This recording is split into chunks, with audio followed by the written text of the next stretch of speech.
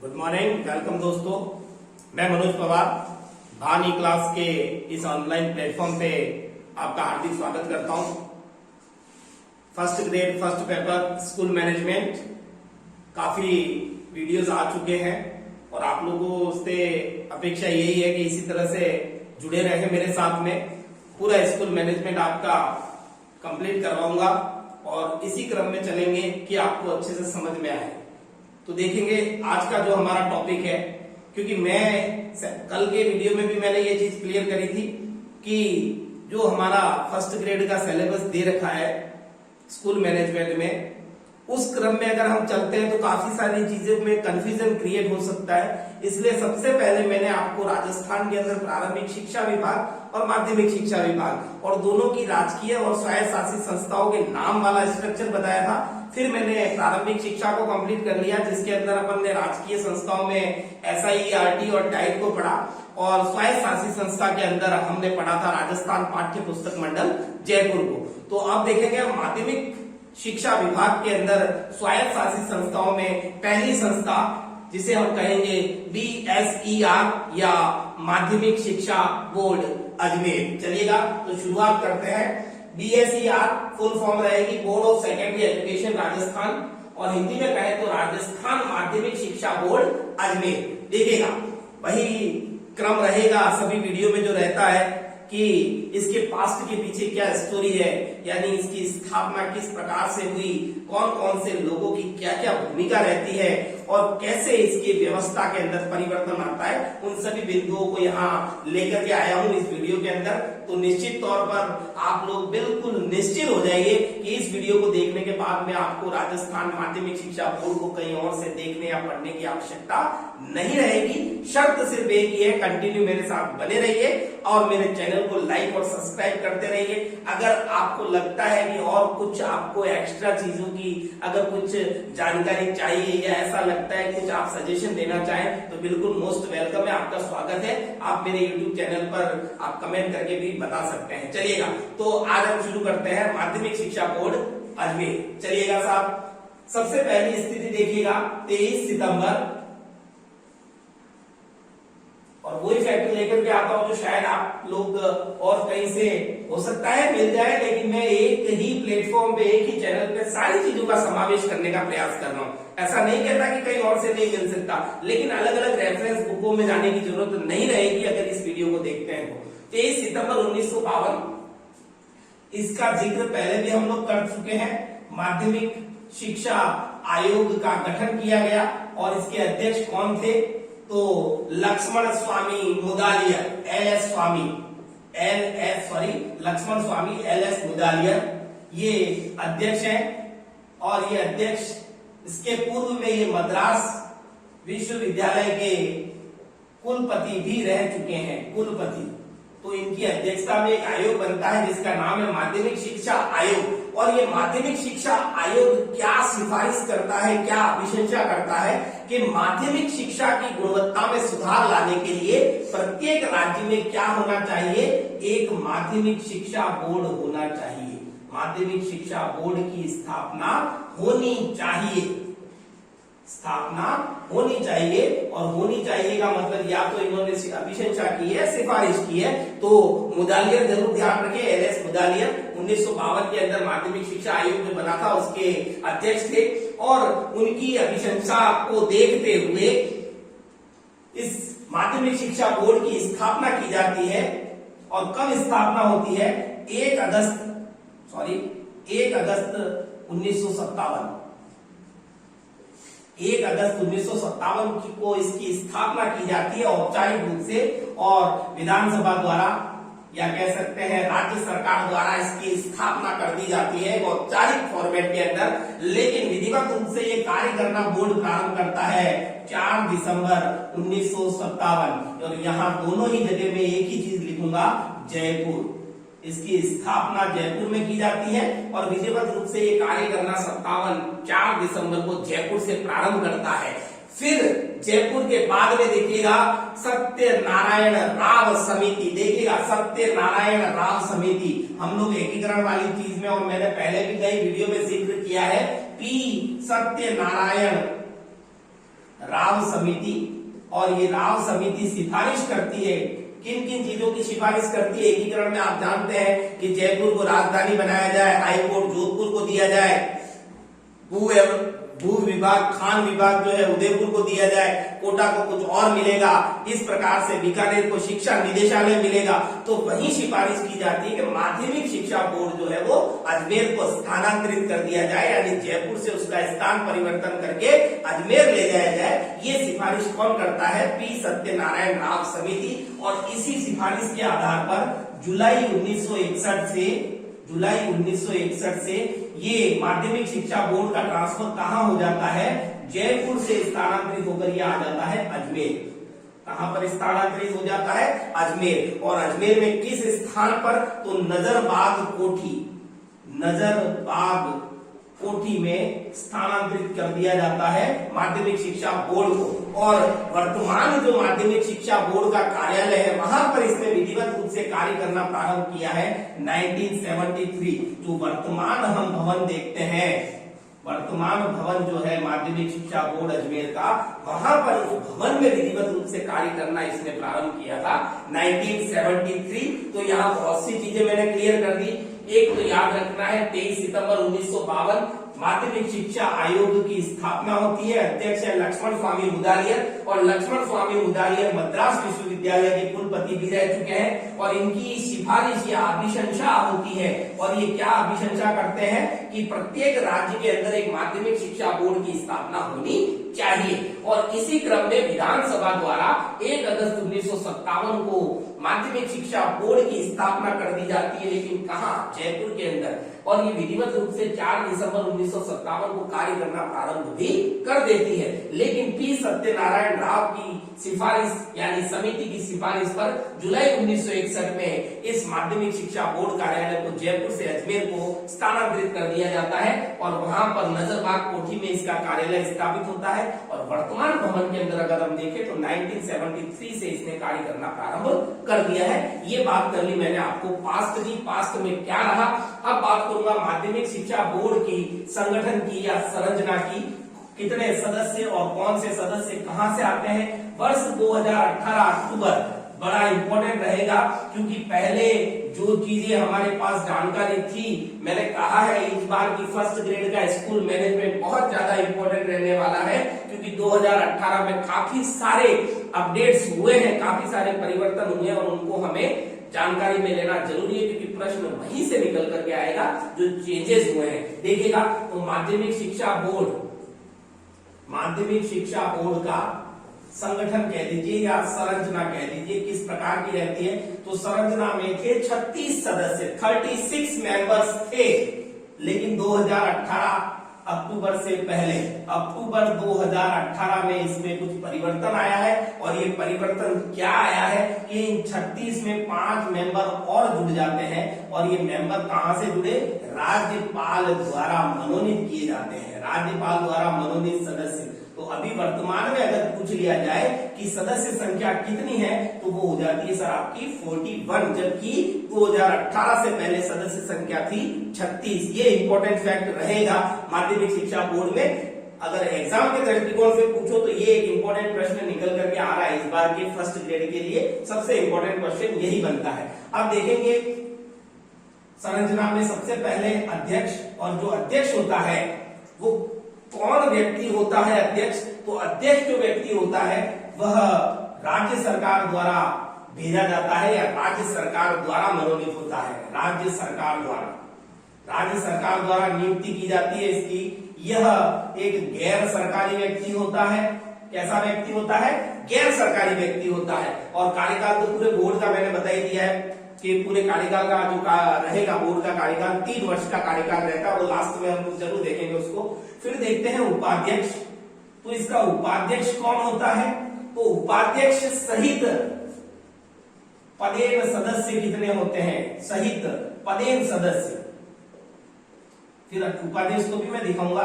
उपाध्यक्ष सहित पदेन सदस्य। और पदेन सदस्य क्या होता है? कल के वीडियो में हमने देख लिया है कि जो अपनी पोस्ट पे रहते हैं तब तक उनका कार्यकाल रहेगा। पदेन सदस्य वह रहते हैं, उनकी संख्या होती है साहब 7। कितने मेंबर होते हैं? जो उपाध्यक्ष सहित उपाध्यक्ष को मिलाकर पदेन सदस्य होते हैं 7। उपाध्यक्ष कौन होता है वो जरूर जानना है यहाँ पर। तो उपाध्यक्ष जो रहेगा वो रहेगा आपका माध्यमिक शिक्षा निदेशालय का निदेशक माध्यमिक शिक्षा का जो निदेशक, क्योंकि मैंने पहले क्लियर कर दिया कि माध्यमिक शिक्षा से जुड़ी हुई शायद साथी संस्था है, तो माध्यमिक शिक्षा का जो निदेशक है वही इस बोर्ड का उपाध्यक्ष होता है। और इसी के अंदर एक पद होता है सचिव कौन होता है? तो ये जो माध्यमिक शिक्षा का निदेशक है इसकी रैंक आईएएस के बराबर होती है, आईएएस के समकक्ष होता है। और जो बोर्ड सचिव होता है, बोर्ड सचिव, उसको भी राज्य सरकार मनोनीत करती है, राज्य सरकार द्वारा मनोनीत। आरएस के इक्विवेलेंट होता है, आरएस के समकक्ष होता है ये पद। और इसकी एक और विशेषता देख लीजिए कि यह मुख्य कार्यपालक अधिकारी माना जाता है, मुख्य कार्यपालक अधिकारी, यानी कि माध्यमिक शिक्षा बोर्ड का मुख्य कार्यपालक अधिकारी कौन होता है? ऑप्शन में पूछ सकता है अध्यक्ष, उपाध्यक्ष, सचिव या बोर्ड सदस्य। तो यहाँ सिंपली वो सवाल का जवाब रहेगा बोर्ड सचिव, जो राज्य सरकार द्वारा मनोनीत करके यहाँ भेजा जाता है। इसका मुख्य कार्य क्या होता है? तो कार्यकारिणी से संबंधित एजेंडा बनाना, बैठकों का संचालन करना, बैठकों में बोलना, लेकिन इसे एक अधिकार नहीं होता है, मत देने का अधिकार नहीं होता है, मत देने का अधिकारी नहीं है। जो बोर्ड का सचिव होता है वो मत देने का अधिकारी नहीं होता है। फिर देखिएगा कुछ सदस्य निर्वाचित भी होते हैं, निर्वाचित सदस्यों की संख्या कितनी है? तो वो भी हो गई 7। यहाँ देखिएगा अध्यक्ष हो गया 1, उपाध्यक्ष सहित पदेन सदस्य 7 हो गए, 7 निर्वाचित हो गए। फिर राज्य सरकार मनोनीत करेगी, राज्य सरकार द्वारा मनोनीत कितने हो गए?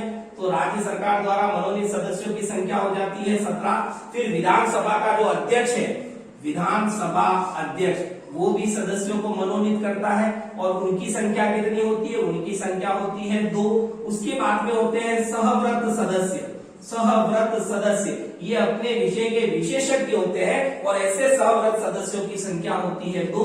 और जो 5 राज्यपाल द्वारा है उसे भी मैं यहाँ डाल देता हूँ। राज्यपाल द्वारा मनोनीत कितने सदस्य हो गए? तो 5। इस तरह से टोटल संख्या हो जाती है 31। पहले थी 36, अब हो गई 41। तो ये अपडेट है बहुत ज्यादा इंपॉर्टेंट। 2018 में सदस्य संख्या 36 से बढ़कर 41 हो गई। और 5 सदस्य कहां से आए? तो राज्यपाल द्वारा मनोनीत किए जाते हैं। अब इसका कार्यकाल देखें हम, बोर्ड का कार्यकाल कितना होता है कार्यकारिणी का? तो 3 वर्ष का कार्यकाल होता है। और बोर्ड की कोई मीटिंग होती है तो उसके लिए गण पूर्ति कितनी होनी चाहिए? देखिएगा 7 सदस्य, एक अध्यक्ष हो गया यहाँ पर। तो इस प्रकार से देखें हम, कुल सदस्य संख्या हो जाती है, कुल सदस्य संख्या कितनी हो जाती है? देखिएगा एक बार काउंटिंग कर लेते हैं, हो सकता है कोई मिस्टेक हो जाए। 14 के बाद में ये 15 और 17 हो गए 32, 33, 34, 35, 36 और 5 41। ठीक है ना? बिल्कुल कोई कंफ्यूजन नहीं है। बिल्कुल मैंने यहाँ पर 1 नहीं लिखा था, वो मैंने बाद में काउंट कर लिया ना। एक अध्यक्ष 1 होता है, 7 ये 17, 2 और 5, 41 मेंबर्स प्रेजेंट में होते हैं। कार्यकाल 3 वर्ष का होता है। और बोर्ड की जो मीटिंग होती है उसकी गणपूर्ति कितनी होनी चाहिए? गणपूर्ति तो वो होनी चाहिए 1/3 सदस्य होंगे तो ही बैठक जो है कार्यकारिणी या बोर्ड की जो बैठक होगी उसको मान्यता मिलेगी। चलेगा, अब बात करेंगे यहाँ माध्यमिक शिक्षा बोर्ड के कार्य। बहुत से कार्य करता है माध्यमिक शिक्षा बोर्ड और बहुत से कार्यों से हम भली भांति अवगत है। वर्तमान में एक जो बोर्ड का कार्य था उन सभी से निवृत्त होकर के बैठे हम, रीट का एग्जाम भी माध्यमिक शिक्षा बोर्ड अजमेर द्वारा ही करवाया जाता है। चलेगा, तो कार्यों को इन शॉर्ट देखते हैं हम, कार्य कौन कौन से करता है। तो कार्य में सबसे पहला कार्य होता है मान्यता प्रदान करना और क्रमोन्नत करना। तो माध्यमिक व उच्च माध्यमिक स्तर के जो विद्यालय हैं उन्हें क्या करना है? क्रमोन्नत करना व उन्हें मान्यता देना, ये काम माध्यमिक शिक्षा बोर्ड का होता है। देखिए दूसरे कार्य में देखेंगे, कक्षा 9 से 12 का पाठ्यक्रम 2018 से पहले कौन तय करता था? माध्यमिक शिक्षा बोर्ड। लेकिन 14 अगस्त 2018 के बाद ये काम किसे सौंप दिया गया? CERT कह दीजिए, SIERT कह दीजिए, क्योंकि पहले SIRT 1 से 8वीं तक का पाठ्यक्रम निर्धारित करती थी, लेकिन इस डेट के बाद में उसे अधिकार मिल गया 1 से 12 तक की कक्षाओं का पाठ्यक्रम तय करने का। तो पाठ्यक्रम वाली स्थिति है, तो अभी वो माध्यमिक शिक्षा बोर्ड के पास में नहीं रहा। काफी सारी परीक्षाओं का आयोजन भी माध्यमिक शिक्षा बोर्ड करवाता है। कौन कौन सी परीक्षा? 10वीं बोर्ड, 12वीं बोर्ड, प्रवेशिका जिसका संबंध संस्कृत विद्यालय से होता है, फिर वरिष्ठ उपाध्याय, इसका संबंध भी किससे होता है? संस्कृत विद्यालय से होता है। उसके अलावा रीट, हम लोग जानते हैं एक तो आर्ट है और एक रीट अभी वर्तमान में ही दिया है, तो ये एग्जाम भी बोर्ड करवाता है। उसके अलावा 8वीं वैकल्पिक बोर्ड की परीक्षा, वो भी माध्यमिक शिक्षा बोर्ड द्वारा करवाया जाता है। फिर प्रारंभिक शिक्षा पूर्णता प्रमाण पत्र भी प्रदान किया जाता है। प्रारंभिक शिक्षा पूर्णता का प्रमाण पत्र भी माध्यमिक शिक्षा बोर्ड द्वारा ही दिया जाता है। अब देखिए, जब परीक्षा माध्यमिक शिक्षा ही करवा रहा है या BSER ही करवा रहा है, तो परीक्षा करवाना बोर्ड परीक्षा है, परीक्षा बोर्ड की। फिर परीक्षा करवाने के लिए परीक्षा केंद्रों का आवंटन भी कौन करेगा? माध्यमिक शिक्षा बोर्ड करेगा। और जब एग्जाम हो गए तो बोर्ड की अंक तालिकाएं और उनके प्रमाण पत्रों का प्रकाशन करना भी किसका काम हो जाएगा? माध्यमिक शिक्षा बोर्ड का। अगले पॉइंट में लेकर के आ रहा हूं। इसके अलावा प्रश्न पत्र बनवाना, परीक्षा से संबंधित है इसलिए यहीं पर डाल देते हैं इसको। परीक्षाएं बोर्ड की करवाना, परीक्षा केंद्रों का आवंटन करना और बोर्ड परीक्षाओं के लिए प्रश्न पत्र तैयार करवाना, ये भी माध्यमिक शिक्षा बोर्ड का ही कार्य रहेगा। तो परीक्षा से रिलेटेड पॉइंट देख लिया, पाठ्यक्रम में पहले ही बता चुका हूं। और देखिएगा, पहले अभी हमारे राजस्थान के अंदर कक्षा जो सीनियर क्लासेस है, मतलब 9वीं से 12वीं तक की जो क्लासेस हैं, उनसे पहले 8वीं तक की क्लासों के अंदर और बोर्ड क्लासों को छोड़कर जो लोकल क्लासेस हैं उसमें NCERT का सिलेबस बिफोर लास्ट ईयर आ चुका था और अभी वर्तमान में कक्षा 12वीं तक जो है NCERT द्वारा प्रकाशित जो पाठ्यक्रम है वही चल रहा है। तो ये व्यवस्था लागू होने से पहले कक्षा 9 से 12 तक के पाठ्यक्रम का प्रकाशन करना, पाठ्य पुस्तकों का प्रकाशन करना किसका कार्य था? तो वो पाठ्य पुस्तकें तैयार करने का काम होता था माध्यमिक शिक्षा बोर्ड का, सिलेबस के अकॉर्डिंग। देखिए, पाठ्य पुस्तक मंडल का कार्य होता है पुस्तकों का मुद्रण करवाकर वितरण करवाना, लेकिन सिलेबस डिसाइड करना कार्य था माध्यमिक शिक्षा बोर्ड का। लेकिन अभी वो कार्य उसका नहीं रहा, वो SIERT के पास में चला गया। तो देखिएगा, इसके अलावा प्रकाशन में क्या क्या कार्य करवाता है? ये एक त्रैमासिक एक पत्रिका है जिसको कहेंगे अपन त्रैमासिक बोर्ड जनरल पत्रिका, बोर्ड जनरल पत्रिका। ये प्रकाशन का कार्य है, किसका? बोर्ड का प्रकाशन का कार्य। तो एक तो ये प्रकाशन करवाता है त्रैमासिक बोर्ड जनरल पत्रिका, जिसके अंदर क्या रहता है? उस 3 महीने के पीरियड में होने वाली बोर्ड की गतिविधियां और विभिन्न प्रकार की परीक्षा, आगे बताऊंगा मैं, बहुत सारी अलग अलग तरह की प्रतियोगी और अलग अलग खोज परीक्षाओं का भी आयोजन बोर्ड द्वारा करवाया जाता है। तो उन सब की जानकारी इस जनरल पत्रिका के अंदर दी जाती है। उसके अलावा ये क्या प्रकाशित करवाता है? मैंने पहले क्लियर कर दिया था, बोर्ड की परीक्षाएं करवा रहा है तो उसकी अंक तालिकाओं का प्रकाशन भी माध्यमिक शिक्षा बोर्ड द्वारा करवाया जाता है। और काफी सारी परीक्षाएं जिनमें बोर्ड परीक्षाओं में प्रमाण पत्र भी दिए जाते हैं, 10वीं 12वीं तक में भी होते हैं। आप लोगों को पता है, डेट ऑफ बर्थ का बहुत अच्छा प्रूफ माना जाता है।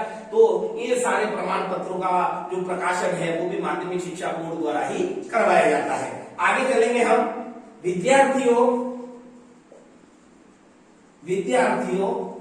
व शिक्षकों दोनों के लिए सृजनात्मकता को बढ़ावा देने के लिए सृजनात्मक प्रतियोगिताओं का आयोजन भी बोर्ड द्वारा करवाया जाता है।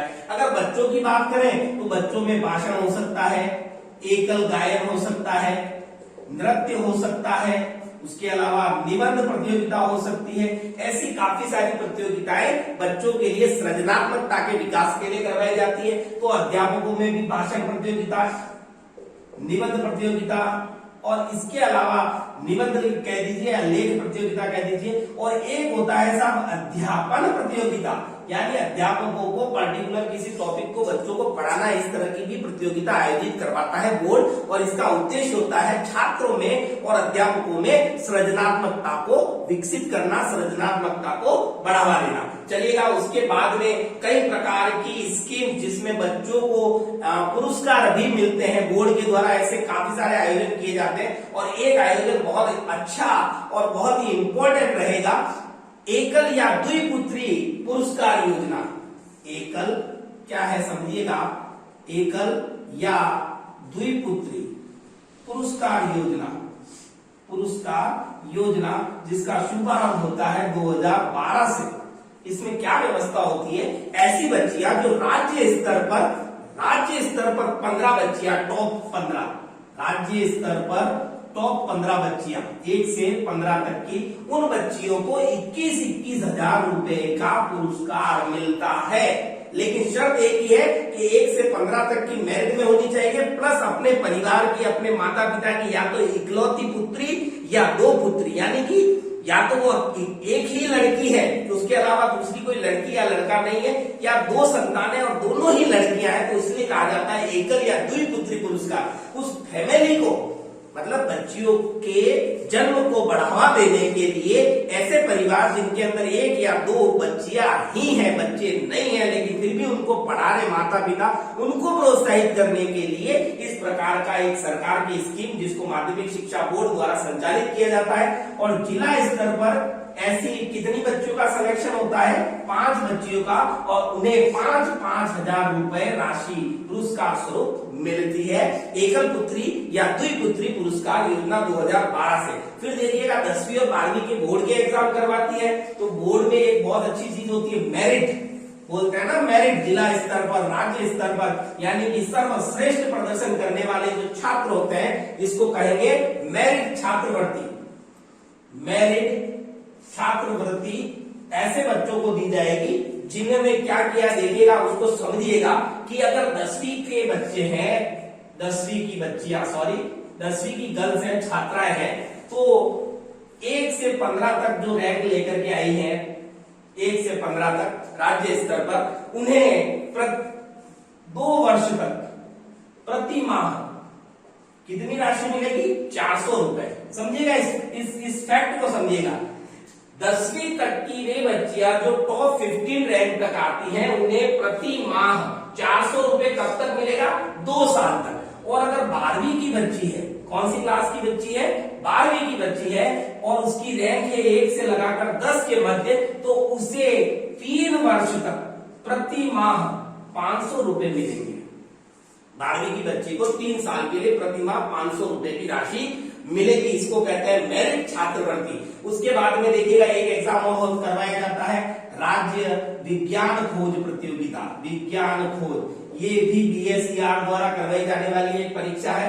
राज्य विज्ञान प्रतिभा खोज, लिखेंगे प्रतिभा खोज, खोज किसकी हो रही है, प्रतिभा की। और कौन से बच्चे इसमें क्वालिफाई होंगे, वो बच्चे जो 10वीं में पढ़ रहे हैं, यानी 10वीं में अध्ययनरत है। शर्त रहेगी कि 9वीं के अंदर उसने कम से कम 50% नंबर से 9वीं क्लास को पास किया है, 9वीं 50% से पास हो और वर्तमान में 10वीं में पढ़ रहा हो, ऐसे बच्चों का सिलेक्शन होगा।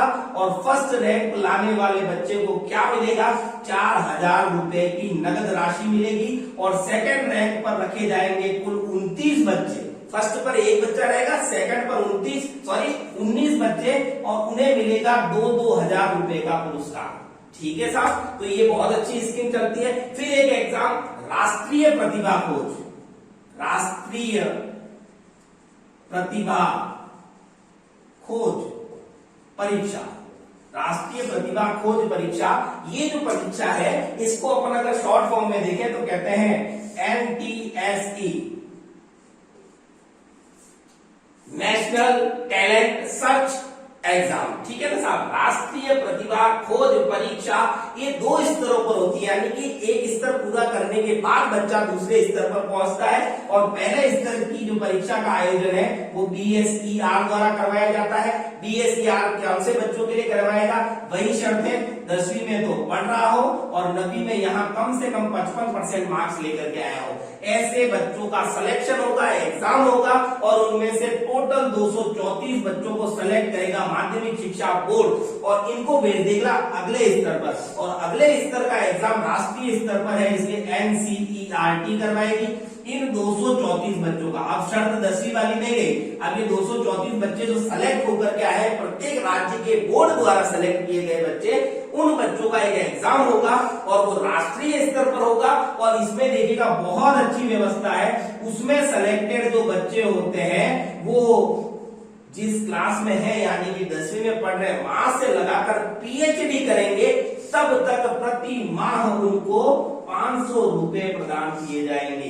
यानी 10वीं से लगाकर PhD तक पढ़ने के लिए प्रति माह 500 रुपए की राशि उनको पुरस्कार स्वरूप प्रदान की जाएगी। लेकिन NCERT उसमें इंक्लूड रहेगी। DSER का तो है अपने स्टेट के 234 बच्चों को सेलेक्ट करके NCERT के पास भेजना चलेगा।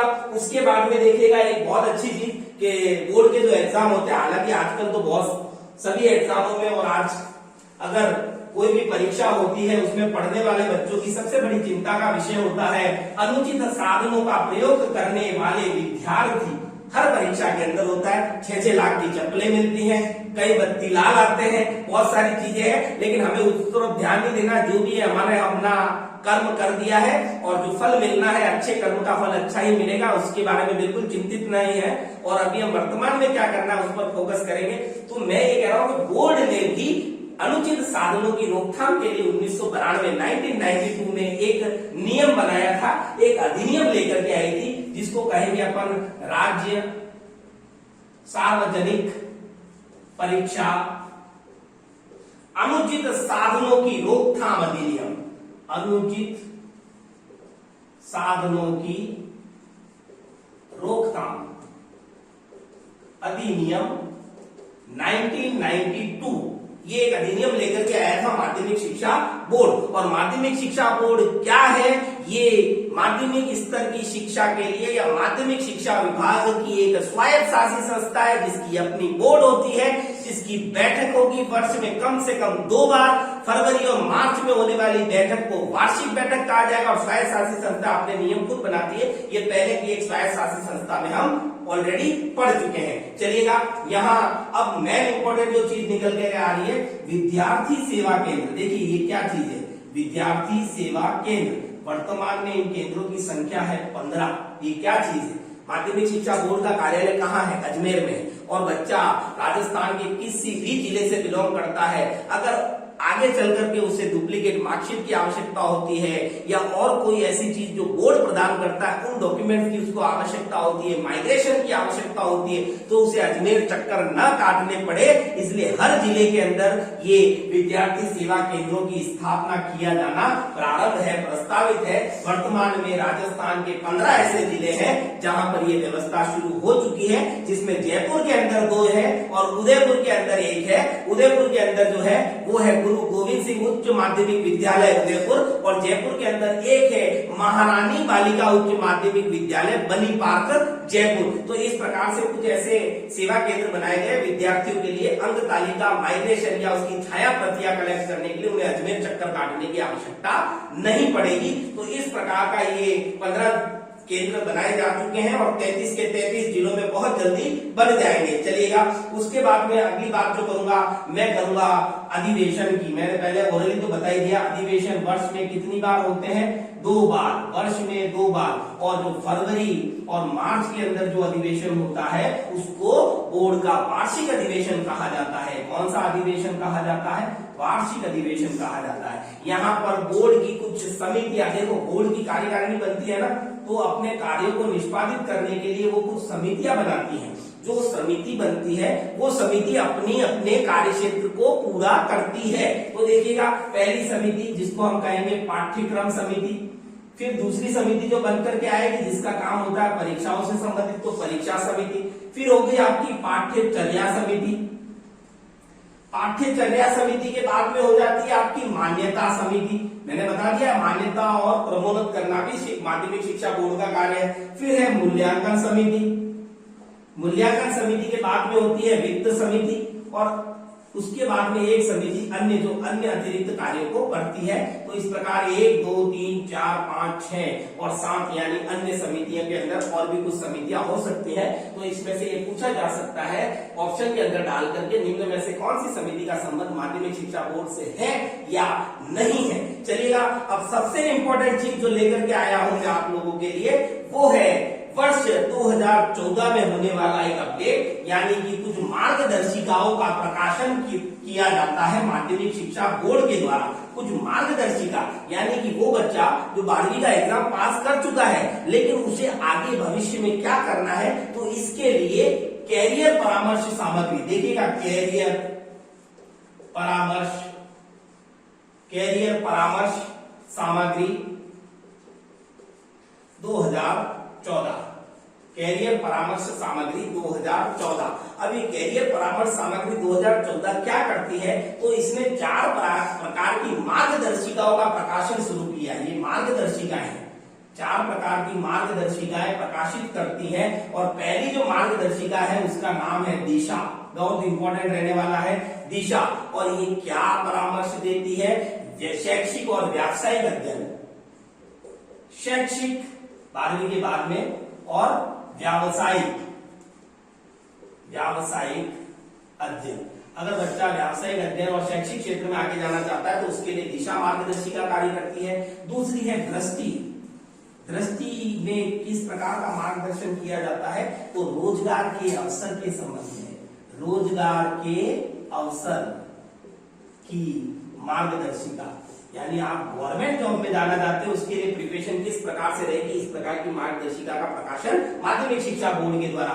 तीसरी है गार्गी, जो बालिकाओं से संबंधित है, तो ये बालिका शिक्षा को प्रोत्साहन देने के लिए मार्गदर्शिका का कार्य क्या है, बालिका शिक्षा को प्रोत्साहन, उसके संबंध में ये मार्गदर्शिका है। और चौथी जो वर्तमान समय की मांग है और वो है प्राइम क्या कहती है, वो थोड़ा सा इससे अलग हट करके बात करती है कि निजी क्षेत्र में रोजगार के अवसर की मार्गदर्शिका, यानी बच्चे हैं वो प्राइवेट सेक्टर की ओर भी अग्रसर हो तो निजी क्षेत्र में रोजगार के अवसर के संबंध में मार्गदर्शिका। तो यहाँ 4 प्रकार की मार्गदर्शिकाओं को कैरियर परामर्श सामग्री 2014 के रूप में माध्यमिक शिक्षा बोर्ड द्वारा प्रकाशित किया जाता है।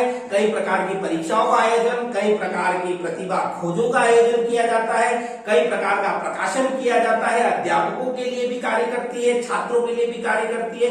मूल कार्य बोर्ड की परीक्षाओं को कंडक्ट करवाना, बोर्ड परीक्षाओं को, परीक्षा केंद्रों का आवंटन, प्रश्न पत्रों का निर्माण, अंक तालिकाओं का प्रकाशन, प्रमाण पत्रों का प्रकाशन, बहुत सी चीजें हैं। लेकिन प्रश्न जो उठ करके आएगा मेरे हिसाब से जो इंपॉर्टेंट लग रहा है वो 2018 में होने वाला जो संशोधन है 5 सदस्य राज्यपाल द्वारा, और एक चीज जयपुर से कब स्थानांतरित अजमेर हुआ और उसके लिए कौन सी समिति की सिफारिश की गई थी। इस प्रकार से माध्यमिक शिक्षा बोर्ड का जो ये वीडियो है, मुझे नहीं लगता एक भी प्रश्न कहीं बाहर निकलेगा इस वीडियो से, कहीं बाहर जाने की कोई संभावना नहीं है। वीडियो को पूरा देखें, लाइक करें, शेयर करें, और लगता है अन्य जरूरतमंद विद्यार्थियों तक पहुंचाना तो इसे अधिक से अधिक संख्या में शेयर करें। धन्यवाद, थैंक यू वेरी मच।